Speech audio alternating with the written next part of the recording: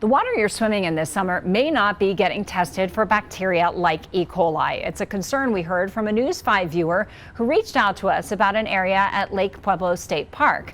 News 5's Allison Zimmerman explains the state's regulations and what you need to know before heading out this summer.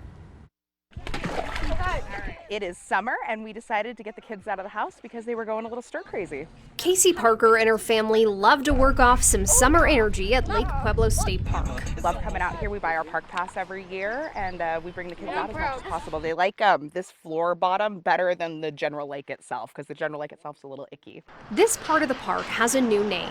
So we are at our Kestrel Pond, which is formerly known as Rock Canyon Swim Beach. It's no longer just a swim area. People can also paddleboard, kayak, and canoe here. People that have been in Pueblo a long time, they remember it with the water slides and with, 3,000 people here. And one of the things we found over time is that it got less and less used. Joe Statterman is the park manager at Lake Pueblo State Park. And what we would find is where we would have thousands of people in the past, we would end up with, less than 100 people using this property per day. You may even be joined by a few guests in the water. Previously, this area has shut down for E. coli concerns, most recently in 2022. But now, with the area open for more than just swimming, Colorado Parks and Wildlife is not required to test the water under the Colorado Department of Public Health and Environment, or CDPHE. And really, if we designate a place for people to swim, where we charge a fee, we make a very small area where people where we exclusively allow swimming, then we fall under the CDPHE regulation. So here's some background. In 2021, the Colorado Parks and Wildlife Commission changed its rules to allow swimming in most waters in state parks, not just designated swimming areas. CDPHE only has regulations on those natural swimming areas, which Kestrel Pond is no longer considered one. The definition is it has to be an area separate from surrounding water, exclusive to swimming, and have a fee to use it. I reached out to CDPHE to get some answers on this. They would not go on camera.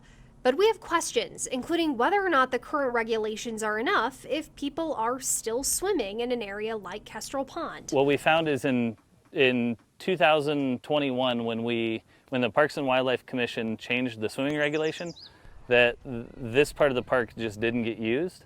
And so by opening this property to more uses, we don't fall under that CDPHE regulation, and it's managed much more like any of the other water that CPW controls.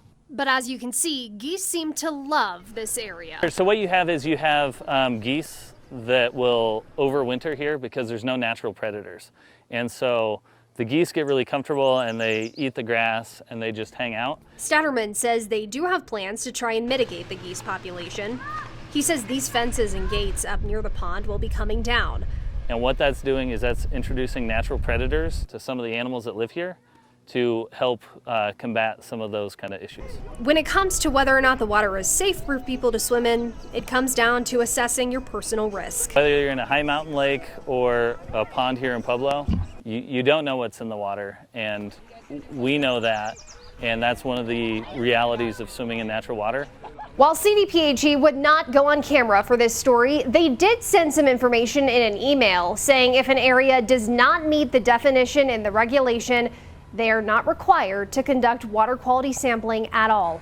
They did say they encourage people to take precautions in natural bodies of water, like don't swallow the water, don't swim with open wounds, and shower after swimming in it. We'll continue to follow up and let you know when we learn more. Allison Zimmerman, News 5.